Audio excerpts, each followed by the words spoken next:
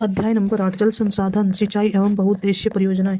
सामान्य परिचय। जल हाइड्रोजन तथा ऑक्सीजन का यौगिक है। पृथ्वी में लगभग 71% भूभाग पर जल का विस्तार है, जिसके अंतर्गत महासागर, झीलें, नदियां, ग्लेशियर इत्यादि सम्मिलित हैं। यह मनुष्य, जीव जंतु व पादपों के जीवनोपयोगी एवं मूलभूत आवश्यकता का एक प्रमुख प्राकृतिक संसाधन तथा बहुमूल्य राष्ट्रीय संपदा है। भारत में उपलब्ध और उपयोगी योग्य जल प्राप्ति प्रति व्यक्ति प्रति घन मीटर और 1991 से 2050 तक वर्ष जनसंख्या मिलियन उपलब्ध जल उपयोग योग्य जल 1991 में 850, 2000 830, 1290, 2001 में 10, 1030, 2316, 1055, 2011 में 11, 1210, 1970 910, 2025 में 1350, 1400 अनुमानित 1700, 780, 2050 में 1650 अनुमानित 1445 और 680।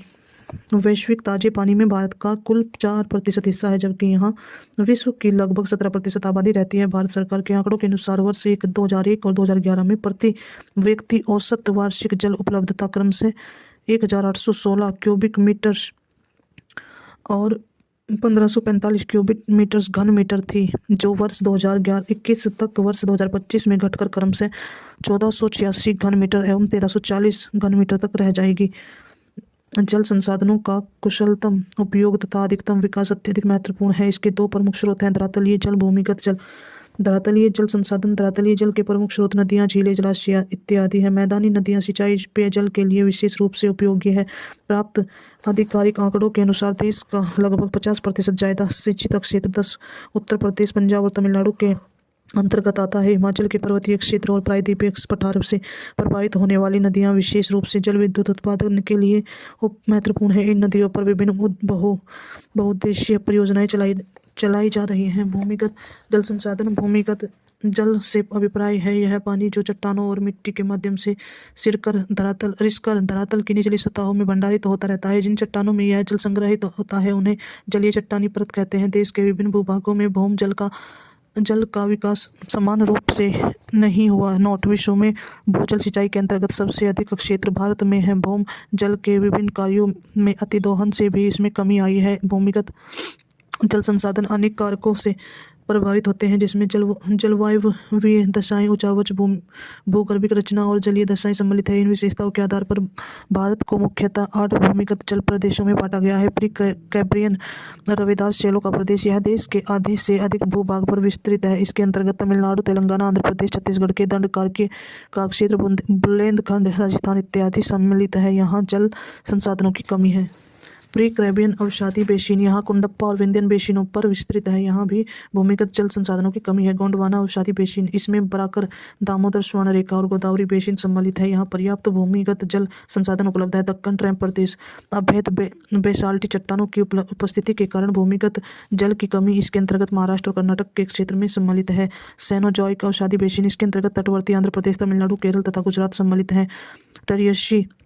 टरियरी शैलों की उपस्थिति के कारण पर्याप्त भूमिगत जल पाए जाते हैं। सेनोजॉइक ब्रंश बेसिन। नर्मदा, तापी, पूर्णा नदी के ब्रंश बेसिनों में पर्याप्त भूमिगत जल संसाधन पाए जाते हैं। गंगा ब्रह्मपुत्र बेसिन। यह देश का सर्वाधिक भौम जल संपन्न प्रदेश है। इसके अंतर्गत उत्तर प्रदेश, बिहार, असम, पश्चिम बंगाल इत्यादि सम्मिलित है। यहाँ देश का लगभग 44% भूमिगत जल संसाधन उपलब्ध है। हिमालय क्षेत्र। इस क्षेत्र में भूमिगत जल संसाधनों की कमी है। इसके अंतर्गत हिमालय राज्य जैसे उत्तराखंड, हिमाचल प्रदेश, जम्मू कश्मीर इत्यादि सम्मिलित है। जल संसाधनों का उपयोग सिंचाई, पेयजल, परिवहन, बहुउद्देशीय नदी घाटी परियोजना, उद्योग, घरेलू उपयोग इत्यादि क्षेत्रों में किया जाता है। सिंचाई। खेतों की सिंचाई को कृत्रिम रूप से जल देना सिंचाई कहलाता है। भारत की कृषि का ज्यादातर हिस्सा मानसूनी वर्षा पर निर्भर है। यही कारण है कि जब मानसून ठीक रहता है तो फसलों का उत्पादन बढ़ जाता है, जबकि मानसून के खराब होने पर फसलें या तो नष्ट हो जाती हैं या उनका उत्पादन अपेक्षा के अनुसार नहीं हो पाता। भारत की उष्णकटिबंधीय मानसूनी जलवायु, वर्षा की असमानता एवं अनिश्चितता, वर्ष वर्षा जल का तेजी से बहकर सागरों में चले जाना, जंगल का तीव्र वाष्पीकरण, फसलों की बहुलता एवं विशिष्टता तथा मिट्टी की प्रकृति आदि कारणों से सिंचाई की आवश्यकता बढ़ती है। भारत में सिंचाई योजना को सामान्यतः 3 भागों में बांटा गया है। वृहद सिंचाई योजना, इस योजना के तहत 10,000 हेक्टेयर या उससे अधिक कृषि सिंचित भूमि के लिए सिंचाई योजना बनाई जाती है।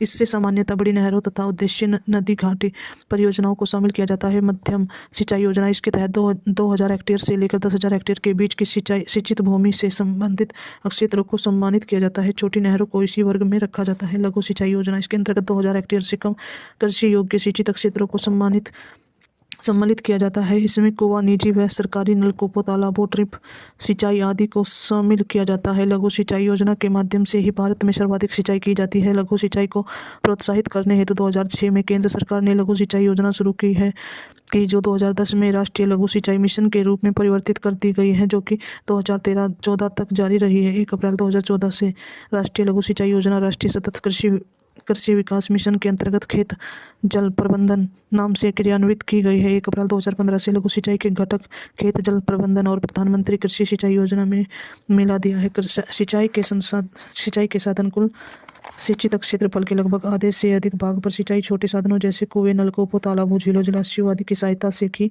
जाती है, जबकि शेष भाग की सिंचाई नहर जैसे बड़े संसाधनों के माध्यम से की जाती है। सिंचाई में सहायक विभिन्न संसाधनों का अनुपातित योगदान 2015 के आंकड़ों के अनुसार निम्नलिखित तालिकाओं में उल्लिखित है। सिंचाई के संसाधन कुल सिंचित क्षेत्र: कुएं एवं नलकूप द्वारा 61.58%, नहरें द्वारा 24.56%, तालाबों द्वारा 2.97%, अन्य द्वारा 10.91%।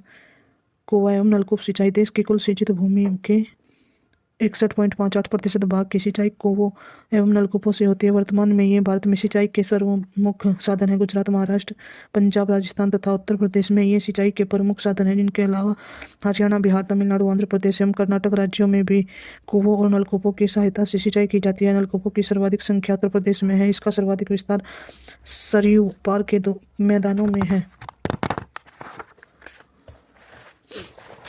कुआं एवं नलकूप सिंचाई के लाभ: निधन और कृषकों के लिए कुआं द्वारा सिंचाई अधिक सुगम एवं सस्ता साधन है। कुआं एवं नलकूप सिंचाई से मृदा के लवणीय होने का खतरा नहीं रहता है। आवश्यकता अनुसार जल के उपयोग के कारण ही नहरों की अपेक्षा इसमें जल की बर्बादी कम होती है। सोनी परियोजना: 17 अप्रैल 2017 को प्रधानमंत्री नरेंद्र मोदी ने गुजरात के बोटाड जिले में सौराष्ट्र नर्मदा अवतरण सिंचाई योजना के चरण लिंक सेकंड को राष्ट्र को समर्पित किया। उन्होंने सोनी योजना के चरण सेकंड की आधारशिला भी रखी। इस परियोजना की संकल्पना नर्मदा नदी के बाढ़ के पानी से सौराष्ट्र क्षेत्र की 10 लाख एकड़ भूमि को लाभान्वित करने के लिए की गई है। इसके तहत सौराष्ट्र क्षेत्र के 115 बांधों को जोड़ा जाएगा। इस क्षेत्र को सूखे की समस्या से निजात मिलेगी।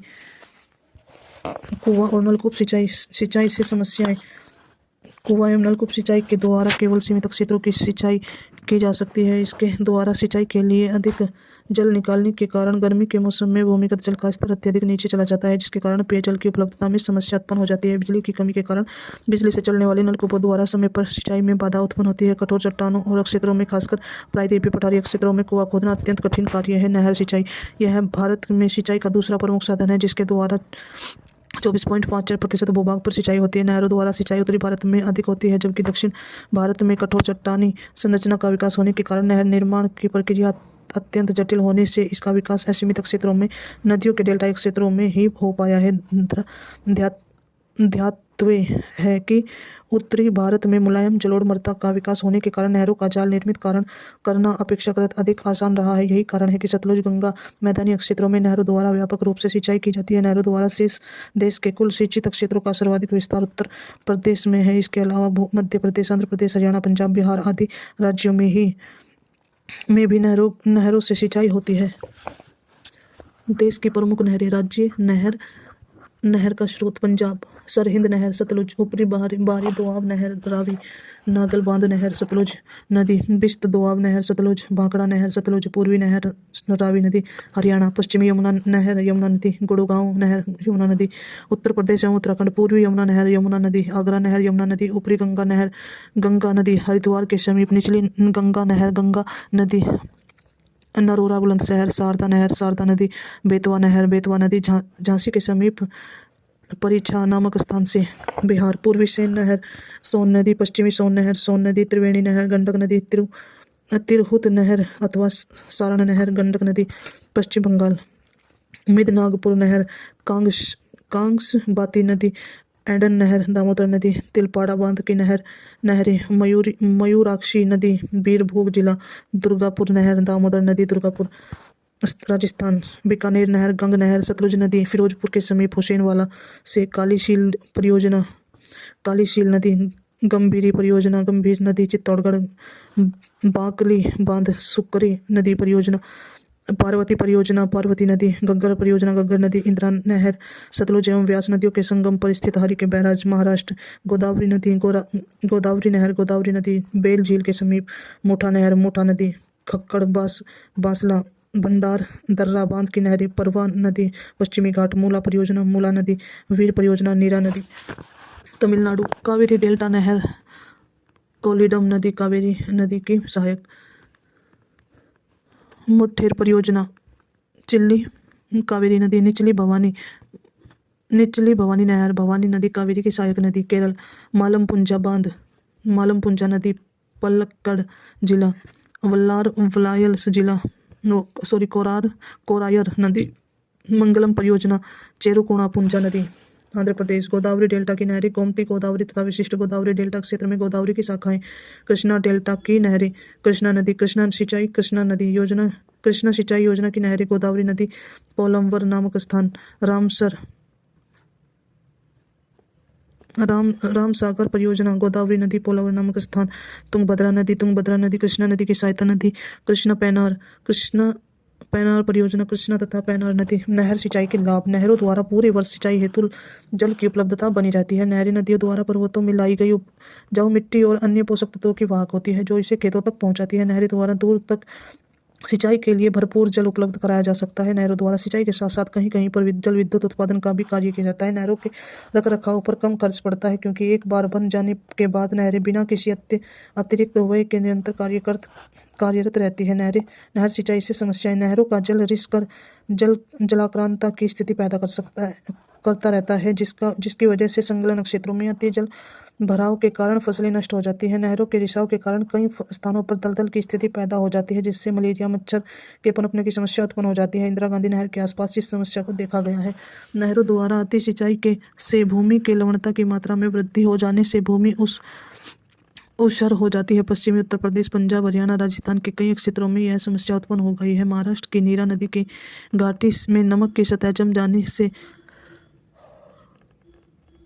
लगभग हजारों हेक्टेयर भूमि कृषि के लिए अनुपयोगी हो गई है। नहरों द्वारा सिंचाई केवल समतल मैदानी भागों में ही संभव है। असमतल एवं पथरीली भूमि पर नहर की खुदाई एवं जल का बहाव कठिन होता है। नहरों के जल के साथ नुकसानदेह खरपतवारों के बीज भी खेतों में पहुंच जाते हैं, जो फसलों को नुकसान पहुंचाते हैं। प्रमुख नहर सिंचाई परियोजना, इंदिरा गांधी नहर परियोजना, यह विश्व की विशालतम सिंचाई परियोजना में से एक है। इंदिरा गांधी नहर देश की सबसे लंबी नहर, लंबाई 649 किमी है। इसकी नींव 30 मार्च 1998, कुछ स्रोतों में 31 मार्च को तत्कालीन गृह मंत्री गोविंद वल्लभ पंत द्वारा रखी गई थी। यह राजस्थान के शुष्क और अर्धशुष्क क्षेत्रों को सिंचाई की सुविधा प्रदान करती है। यह गंगानगर, बीकानेर, जैसलमेर तथा बाड़मेर जिलों को सिंचित करती है। यह सतलुज एवं व्यास के संगम पर अवस्थित हरिके बैराज से निकाली गई है। पश्चिमी यमुना नहर, इस नहर का निर्माण तुगलक वंश के शासक फिरोज शाह तुगलक ने करवाया था। यह यमुना नदी के दाहिने किनारे पर ताजेवाला हरियाणा से निकाली गई है। सरहिंद नहर, यह पंजाब के रोपड़ से सतलुज नदी के बाएं किनारे से निकाली गई है। ऊपरी गंगा नहर, इस नहर को हरिद्वार के समीप गंगा से निकाला गया है। इस नहर का प्रवाह बहुत ही उबड़ खाबड़ क्षेत्रों से होता है। इस नहर के जल से उत्तर प्रदेश के अनेक जिलों की भूमि सिंचित होती है। निचली गंगा नहर, यह नहर बुलंदशहर के नरोरा से गंगा नदी से निकलती है। यह नहर काशगंज के समीप ऊपरी गंगा नहर से मिल जाती है। इससे उत्तर प्रदेश के बुलंदशहर, एटा, मैनपुरी, इटावा, कानपुर आदि क्षेत्रों में सिंचाई की जाती है। शारदा नहर, इसे उत्तराखंड के नैनीताल, बनवासा के निकट शारदा नदी से निकाला गया है। इस नहर के माध्यम से उत्तर प्रदेश के शाहजहांपुर, पीलीभीत, लखनऊ, प्रतापगढ़, सुल्तानपुर, जौनपुर आदि जिलों में सिंचाई की जाती है। इसी नहर पर खातिमा शक्ति केंद्र भी स्थापित है। भारत के विभिन्न हिस्सों में विभिन्न प्रकार की भारत के विभिन्न हिस्सों में विभिन्न प्रकार की पारंपरिक जल संरक्षण संरचना एवं सिंचाई की पद्धति। जैविक भौतिक अक्षेत्र संरचना व्याख्या। अक्षेत्र राज्य अक्षेत्र ट्रांस हिमालय जिंग बर्फ से जल इकट्ठा करने का टैंक। लद्दाख पश्चिमी हिमालय कुल पर्वतीय क्षेत्रों में जल के नाले। जम्मू कश्मीर नौला छोटे तालाब, ये चारों तरफ से छायादार पेड़ों से घिरे रहते हैं ताकि पानी वाष्पीकरण न हो सके। उत्तराखंड कुहल प्राकृतिक बांध या कंदरा के पास एक अस्थायी भंडारण क्षेत्र बनाया जाता है जिसमें पानी की संग्रहित करके नहरों के माध्यम से खेतों की सिंचाई की जाती है। हिमाचल प्रदेश खत्री पत्थरों को तराश कर बनाए गए टैंक। हिमाचल प्रदेश पूर्वी हिमालय आपातनी सीढ़ीनुमा क्षेत्र जहां पानी के आने और निकलने के रास्ते होते हैं। इस तरह से पानी का प्रबंधन लोअर सुबनसिरी के क्षेत्र में आपातनी जनजाति द्वारा चावल की खेती और मछली पालने के लिए किया जाता है। अरुणाचल प्रदेश उत्तरी पूर्वी हिमालय जाबो रण ऑफ बहते पानी का संग्रहण। यह नागालैंड के किक्रूमा क्षेत्र में प्रचलित तकनीक है जहां पर अत्यधिक वर्षा होती है। पहाड़ी क्षेत्रों से बहते हुए जल को विभिन्न सीढ़ीनुमा ढलानों के माध्यम से तालाब बनाकर संग्रहित कर लिया जाता है। इस जल का उपयोग पशुपालन व चावल की खेती में किया जाता है। नागालैंड बांस बूंद सिंचाई। पहाड़ी क्षेत्रों में प्राकृतिक जल धाराओं से बांस की नालियों द्वारा पानी लाकर बूंद सिंचाई करना। मेघालय ब्रह्मपुत्र घाटी डोंग तालाब, इसका निर्माण बोडो जनजाति द्वारा सिंचाई हेतु किया जाता है। असम डोंग जपोस कम दूरी के सिंचाई माध्यम से धान के खेतों को बांध से जोड़ते हैं। यह पद्धति जलपाईगुड़ी क्षेत्र में पाई जाती है। पश्चिम बंगाल गंगा सिंधु मैदान आहर एक प्रकार के तालाब हौज होते हैं जिनके 3 और तटबंध बना होता है। चौथी तरफ भूमि का प्राकृतिक ढाल प्रवणता होता है। पाइन कृत्रिम चैनल है जिनके माध्यम से नदी के पानी का उपयोग कृषि क्षेत्र में किया जाता है। दक्षिण बिहार पश्चिम बंगाल गिद्दी छोटे चकोर व गोल जलाशय जिन्हें नदी के पानी से भरा जाता है। दिल्ली एवं आसपास का क्षेत्र बावली सीढ़ीदार कुएं। दिल्ली एवं आसपास के क्षेत्र पश्चिम भारत मरुस्थलीय कुंडा कुंडी एक प्रकार का तस्तरीनुमा हौज तालाब होते हैं। इनका ढलान क्षेत्र जहां पर कुआं होता है की ओर होता है। इसमें वर्षा के जल को संग्रहित पीने हेतु किया जाता है। पश्चिम राजस्थान कुईबेरी टैंकों के पास गहरे कुएं का निर्माण कर दिया जाता है ताकि टैंक से पानी रिसकर इसमें इकट्ठा होता है। इसमें वर्षा के पानी का संचयन भी किया जाता है। पश्चिम राजस्थान झालर टैंक, इसका आकार आयताकार होता है जो कि सीढ़ीनुमा होता है। राजस्थान गुजरात टंका जमीन के अंदर टैंक। बीकानेर खादीन की मुख्य विशेषता यह है कि निचले पहाड़ी ढलानों पर 100 से 300 मीटर लंबे तटबंध बनाए जाते हैं जिनमें वर्षा का पानी संचित कर लिया जाता है जिसका उपयोग सिंचाई हेतु किया जाता है। जैसलमेर पश्चिमी राजस्थान वीरदास कम गहरे कुएं। कच्छ मध्यवर्ती उच्च भूमि तालाब जलाशय। बुंदेलखंड साझा कुआं खुले कुएं। मेवाड़ पूर्वी राजस्थान जोलड़ मिट्टी के चेकमेड। अलवर नाड़ा बांध पत्थर के चेकमेड। मेवाड़ पंत नदियों के बीच में डाइवर्जन जरन बांध।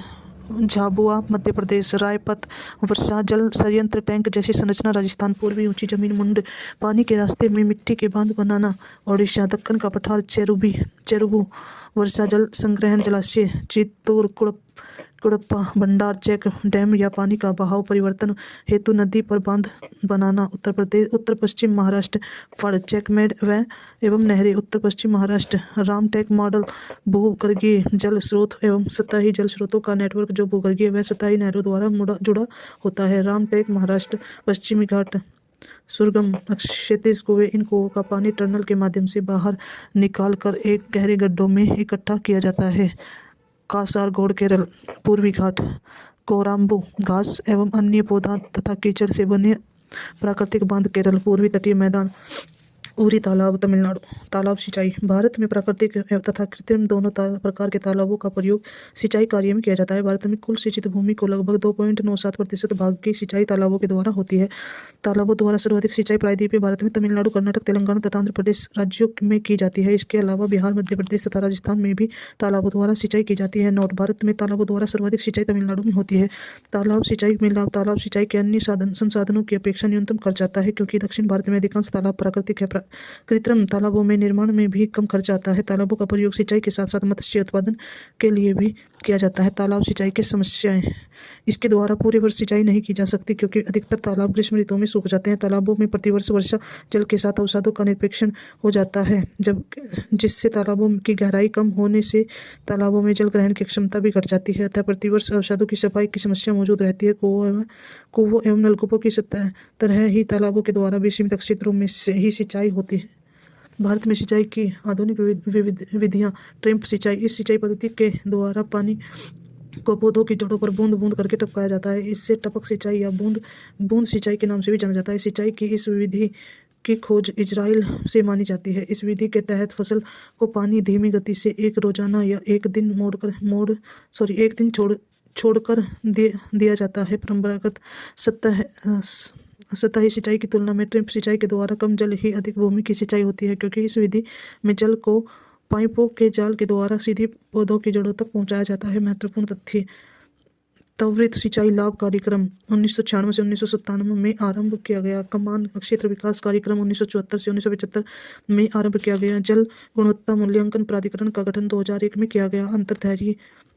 अंतर्राज्यीय नदी जल विवाद अधिनियम 1956 में पारित किया गया। पाकिस्तान से सिंधु नदी जल समझौता 9 सितंबर 1960 में किया गया था। 2003 में आरंभ की गई हरियाली योजना का संबंध जल प्रबंधन से है। अगस्त 2019 में जल जीवन मिशन की शुरुआत की गई।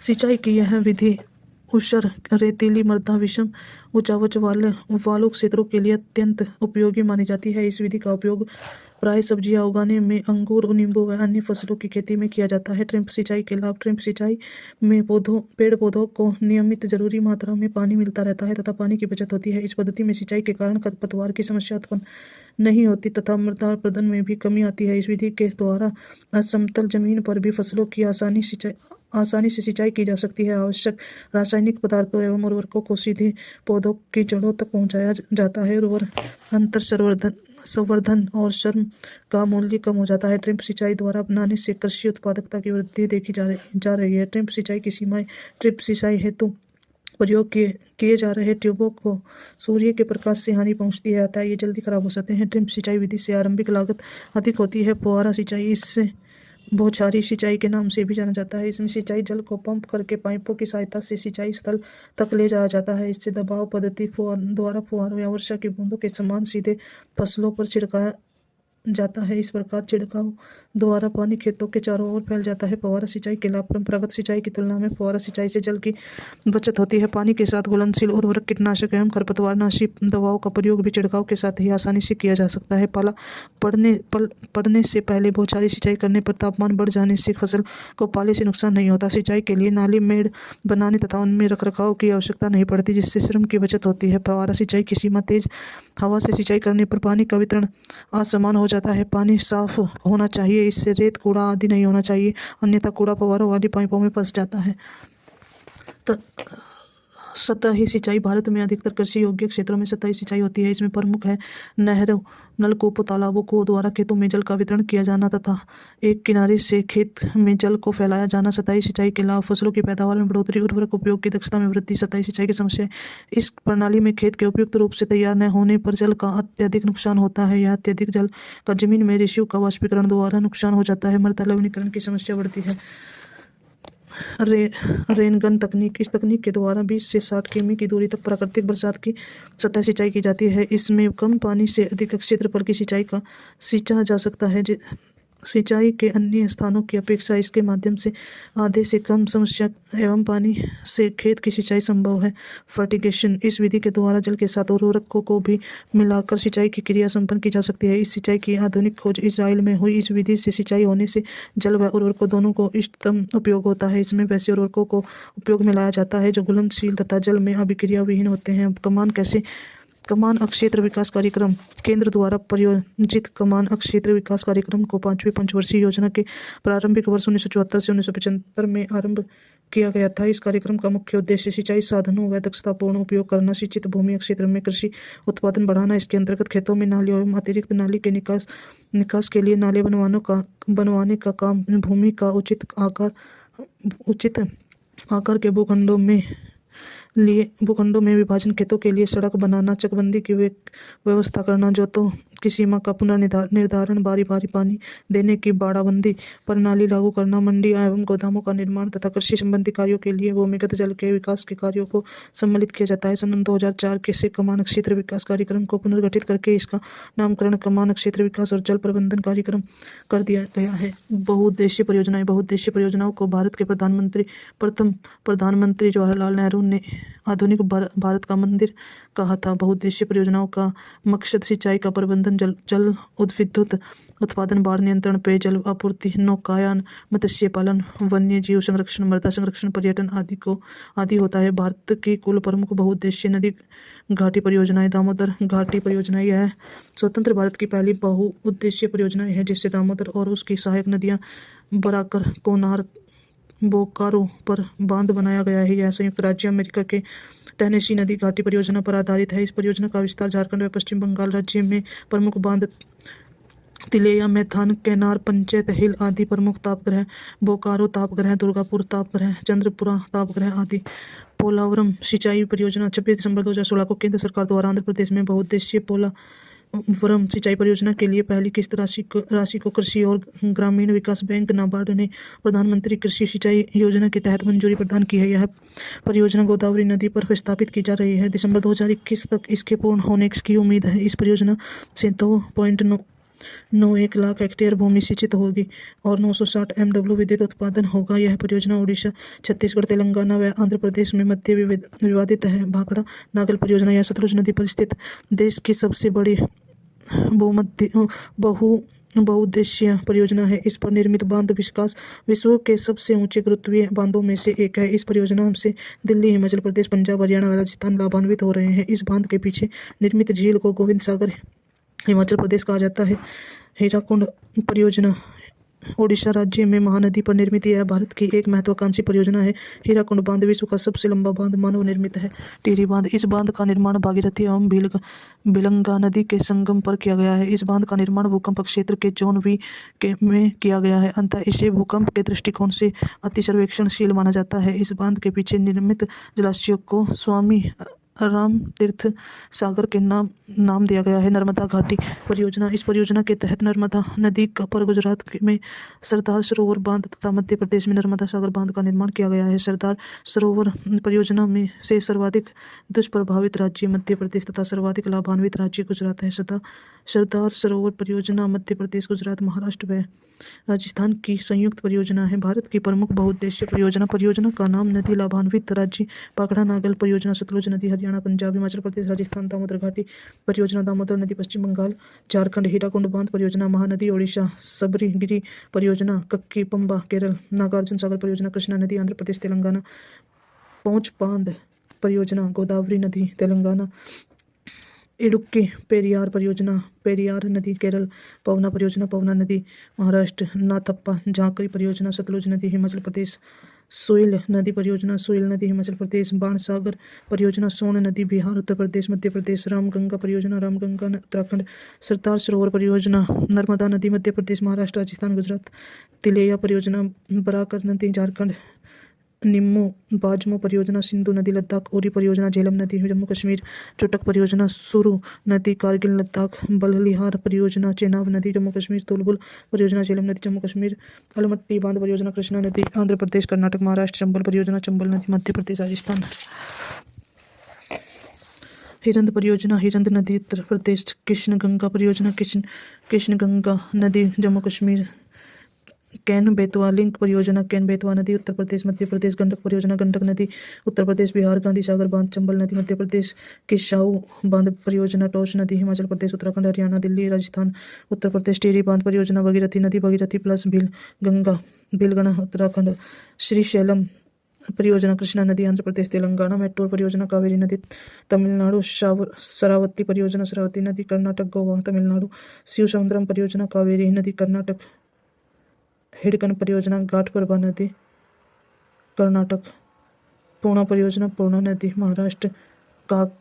काकरापार परियोजना ताप्ती नदी गुजरात। रणजीत सागर बांध थीन बांध परियोजना रावी नदी पंजाब। पोंग बांध परियोजना व्यास नदी हिमाचल प्रदेश। दुलहस्ती परियोजना चेनाब नदी जम्मू कश्मीर। संजय सरोवर परियोजना वैनगंगा नदी मध्य प्रदेश। कोयन कोयना परियोजना, कोयना नदी महाराष्ट्र, माता टीला बांध बेतवा नदी उत्तर प्रदेश मध्य प्रदेश, रानी लक्ष्मी बांध परियोजना बेतवा नदी उत्तर प्रदेश, तुंगभद्रा परियोजना पेनार तुंगभद्रा नदी आंध्र प्रदेश, कर्नाटक घाटप्रभा परियोजना घाटप्रभा नदी कर्नाटक, ओकाई परियोजना ताप्ती नदी गुजरात, साबरमती परियोजना साबरमती नदी गुजरात, तेलंगुन गंगा नदी गंगा परियोजना कृष्णा नदी महाराष्ट्र तमिलनाडु आंध्र प्रदेश कर्नाटक, कलपोंग परियोजना कलपोंग नदी अंडमान और निकोबार द्वीप समूह, इंदिरा सागर परियोजना नर्मदा नदी मध्य प्रदेश, ऊपरी पेनगंगा परियोजना पेनगंगा नदी महाराष्ट्र, राष्ट्रीय जल ग्रिड मिशन। राष्ट्रीय जल ग्रिड की संकल्पना सबसे पहले प्रसिद्ध समाजवादी चिंतक डॉक्टर राम मनोहर लोहिया द्वारा की गई थी। सन 1972 में KL राव ने इसके आगे बढ़ाते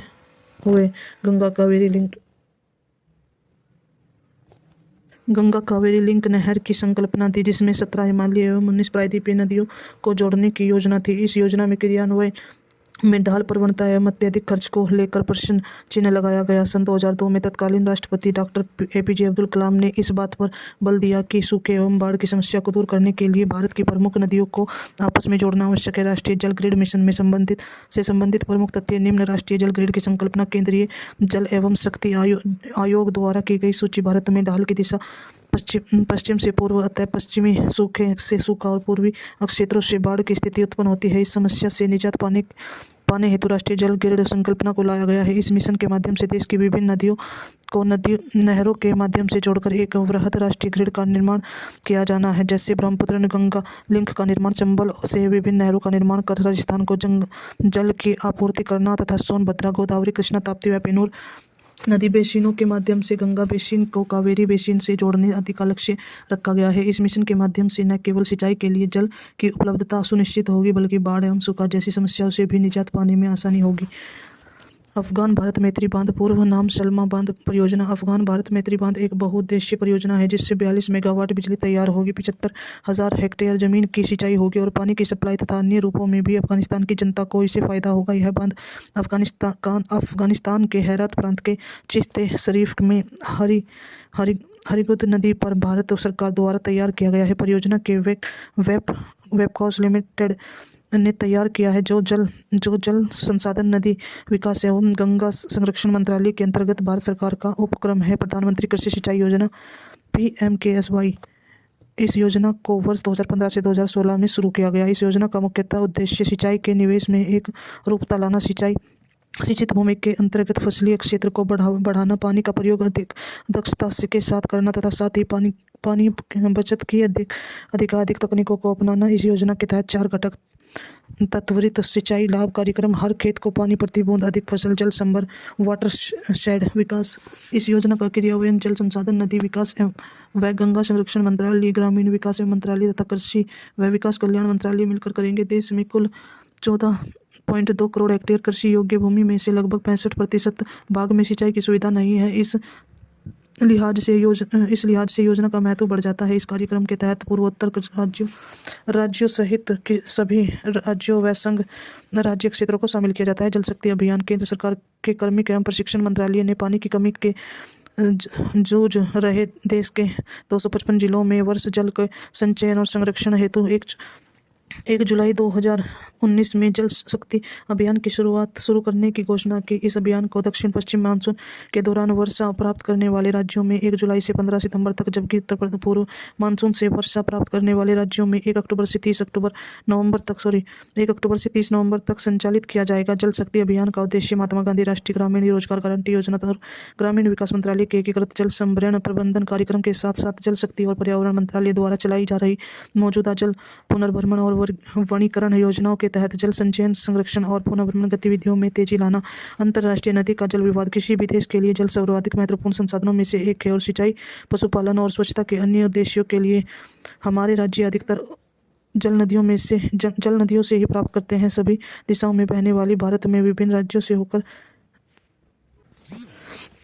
अन्य उद्देश्य के लिए हमारे राज्य अधिकतर जल नदियों से ही प्राप्त करते हैं। सभी दिशाओं में बहने वाली, भारत में विभिन्न राज्यों से होकर जाने वाली ये नदियाँ या तो अंतर्राज्यीय एक ही राज्य के भीतर बहने वाली होती हैं या अंतर्राज्यीय दो या अधिक राज्यों से गुजरने वाली होती हैं, जिसके कारण कभी कभी राज्यों के बीच विवाद भी हो जाता है। कुछ प्रमुख अंतर्राज्यीय नदी जल विवाद। कावेरी नदी जल विवाद। यह विवाद केंद्र शासित प्रदेश पुडुचेरी, कर्नाटक, तमिलनाडु तथा केरल राज्यों के मध्य नदी जल बंटवारे को लेकर है। कृष्णा नदी जल विवाद। कर्नाटक में कृष्णा नदी पर अलवट्टी बांध को ऊंचाई बढ़ाने को लेकर तेलंगाना, आंध्र प्रदेश, कर्नाटक तथा महाराष्ट्र के मध्य जल विवाद है।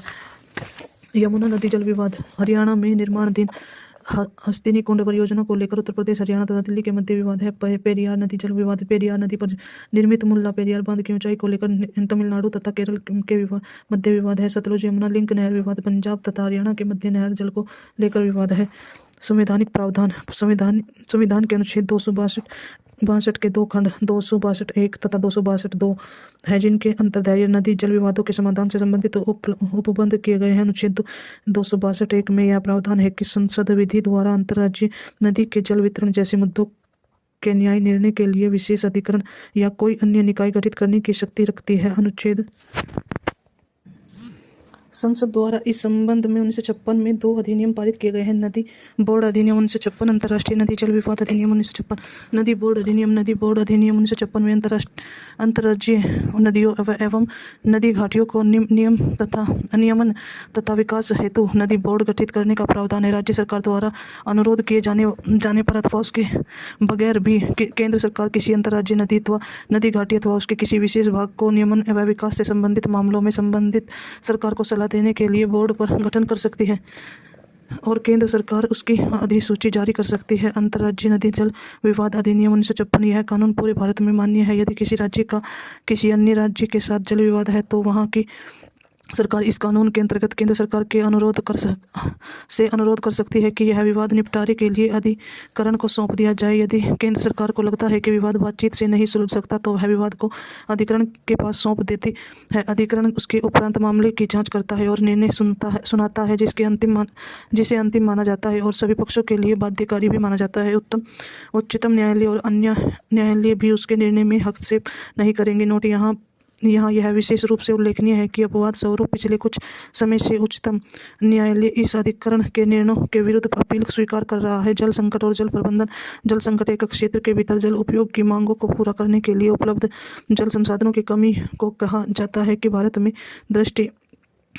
में जल उपलब्धता व उपयोग के कुछ तथ्यों पर विचार करें तो भारत में वैश्विक ताजे जल स्रोतों का मात्र 4% मौजूद है, जिससे वैश्विक जनसंख्या के 18% भारतीय आबादी हिस्से को जल उपलब्ध कराना होता है। देश में वर्ष 1994 में पानी की उपलब्धता प्रति व्यक्ति 6,000 घन मीटर थी, जो वर्ष 2000 में 2,300 घन मीटर रह गई है तथा वर्ष 2025 में इसके घटकर 1,600 घन मीटर रह जाने का अनुमान है। जल प्रबंधन का आशय जल संसाधनों के इष्टतम प्रयोग से है और जल की लगातार बढ़ती मांग के कारण देश भर में जल की उचित प्रबंधन की आवश्यकता कई वर्षों से महसूस की जा रही है। जल प्रबंधन के प्रमुख तरीके रेन वाटर हार्वेस्टिंग द्वारा जल का संचयन, वर्षा जल को सतह पर संग्रहित करने के लिए टैंकों, तालाबों, चेकमेट आदि की व्यवस्था, अपशिष्ट जल प्रबंधन प्रणाली, सिंचाई प्रणाली, प्राकृतिक जल निकायों की देखभाल करना, जल को शुद्ध करने के प्रमुख उपाय विधियाँ।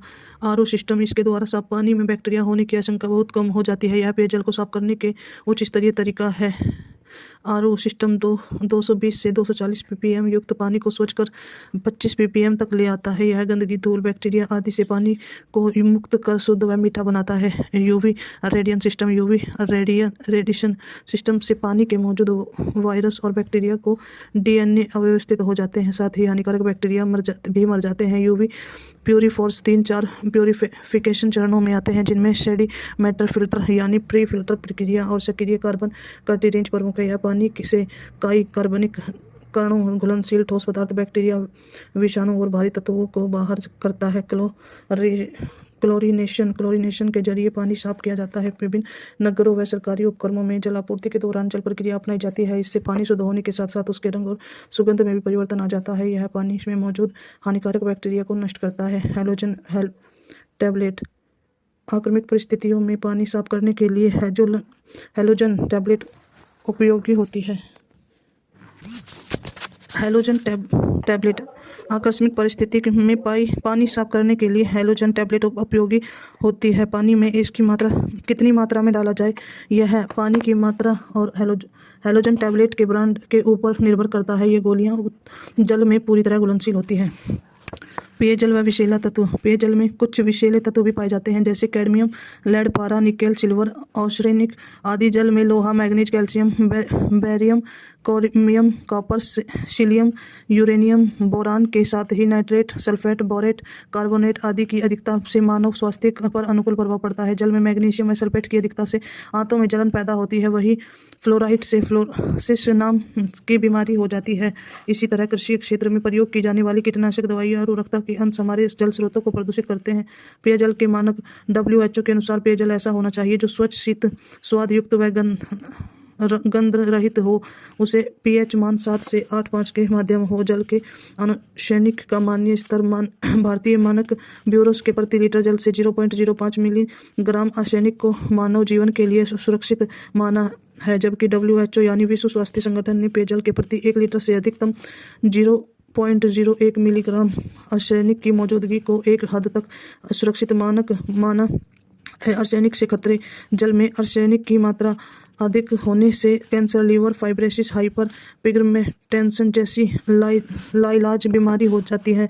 अंतर्राज्यीय नदी जल विवाद संशोधन अधिवेशन 2019। इस अधिवेशन द्वारा अंतर्राज्यीय नदी जल विवाद अधिवेशन 1956 में संशोधन प्रस्तावित। अंतर्राज्यीय नदी जल विवाद अधिनियम 1956 में कई कमियां थी, जैसे निर्णय लेने के लिए कई समय सीमा न होने के कारण विवाद निवारण के विलंब होना, अध्यक्ष या राज्यों की ऊपरी वायु की सीमा निर्धारित न होने तथा अधिकरण की रिपोर्ट प्रकाशित करने की समय सीमा न होना। अतः इसको दूर करने के लिए अधिनियम में संशोधन किया जा रहा है। इस संशोधन विधेयक में केंद्र सरकार द्वारा विवाद निवारण समिति के गठन का प्रावधान है। इस समिति को अपनी रिपोर्ट सौंपने के लिए 1 वर्ष का समय मिलेगा तथा उसको अधिकतम 6 माह के लिए बढ़ाया जा सकेगा। विवाद निवारण समिति के माध्यम से यदि विवाद का समाधान न हो पाए तो बिल के अनुसार उस पर निर्णय लेने के लिए सभी मौजूदा अधिकरणों को भंग कर दिया जाएगा और उन अधिकरणों में निर्णय लेने के लिए जो मामले लंबित पड़े होंगे उन्हें नए गठित अधिकरण में स्थानांतरित कर दिया जाएगा।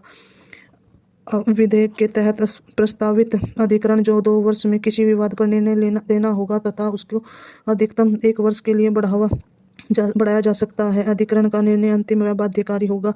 इसे सर्वोच्च न्यायालय के निर्णय के समान ही लागू माना जाएगा। यह विधेयक केंद्र सरकार को यह अधिकार देता है कि जल की कमी के कारण उत्पन्न होने वाली तनावपूर्ण स्थिति में वह जल वितरण से संबंधित नियम बना सकती है। विधेयक के अधिकरण के निर्णय को सरकारी गजट में प्रकाशित करने का प्रावधान है।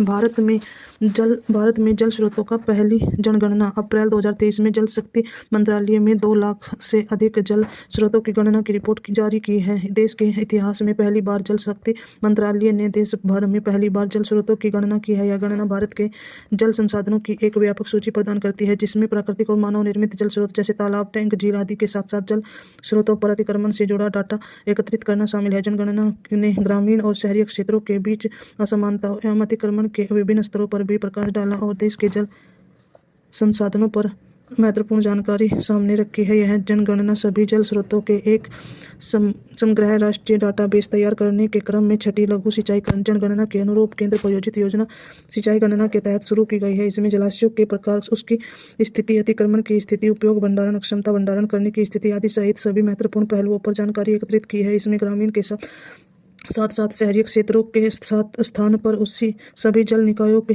शामिल किया जा सकता है जो उपयोग में है या उपयोग में नहीं है। गणना में जल स्रोतों के सभी प्रकार के उपयोग जैसे सिंचाई, उद्योग, मत्स्य पालन, घरेलू पेयजल, मनोरंजन, धार्मिक, भूजल पुनर्भरण आदि को भी ध्यान में रखा गया है। यह गणना सफलतापूर्वक पूरी कर ली गई है और अखिल भारतीय व राज्यवार रिपोर्ट प्रकाशित की गई है। जल शक्ति मंत्रालय राष्ट्रीय संसाधन के रूप में जल के विकास, संरक्षण और प्रबंधन के लिए नीतिगत दिशा निर्देशक और साथ ही कार्यक्रम निर्धारित करने हेतु जिम्मेदार नोडल मंत्रालय। गणना की मुख्य बातें निष्कर्ष इस प्रकार हैं। देश में 24,24,540 जल स्रोतों की गणना की गई है, जिसमें 25,97.11, 23,55,000 55 ग्रामीण क्षेत्रों में है और केवल 2.9% 59,485 शहरी क्षेत्रों में है। जल स्रोतों की संख्या के मामले में शीर्ष 5 राज्य पश्चिम बंगाल, उत्तर प्रदेश, आंध्र प्रदेश, ओडिशा और असम है, जहां देश के कुल स्रोतों का लगभग 63% है।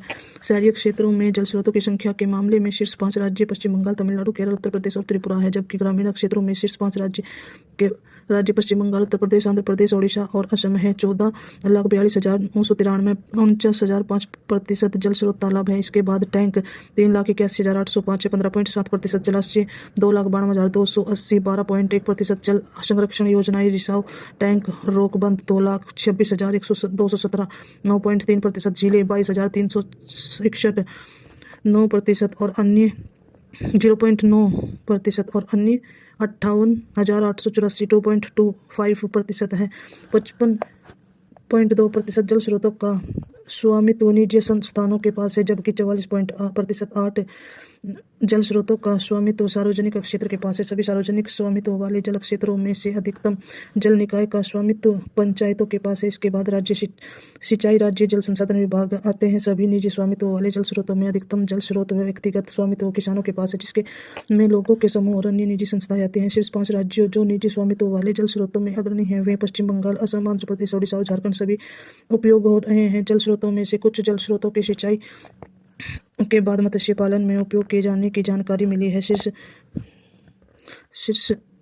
स्रोतों का प्रमुख उपयोग होता है पश्चिम बंगाल, असम, ओडिशा, उत्तर प्रदेश और आंध्र प्रदेश। शीर्ष 5 राज्य जिसमें जल स्रोतों का प्रमुख उपयोग सिंचाई में होता है वे झारखंड, आंध्र प्रदेश, तेलंगाना, पश्चिम बंगाल और गुजरात हैं। 78% जल स्रोत मानव निर्मित जल स्रोत हैं, जबकि 22% प्राकृतिक जल निकाय है। सभी जल स्रोतों में से 1.6% 38,496 जल स्रोतों का अतिक्रमण होने की सूचना है, जिनमें से 95.4% ग्रामीण क्षेत्रों में से शेष 4.6% शहरी क्षेत्रों में है। 23,37,638 जलाशयों के संबंध में जल विस्तार क्षेत्र की जानकारी दी गई है। इन जल स्रोतों में से 72.4 जल विस्तार क्षेत्र 5 हेक्टेयर से कम है, 13.4 का जल विस्तार क्षेत्र 0.5 हेक्टेयर के बीच, 11.1 का जल विस्तार क्षेत्र 0.5 हेक्टेयर के बीच है और शेष 3.1 जल स्रोतों का जल विस्तार 5 हेक्टेयर से अधिक है।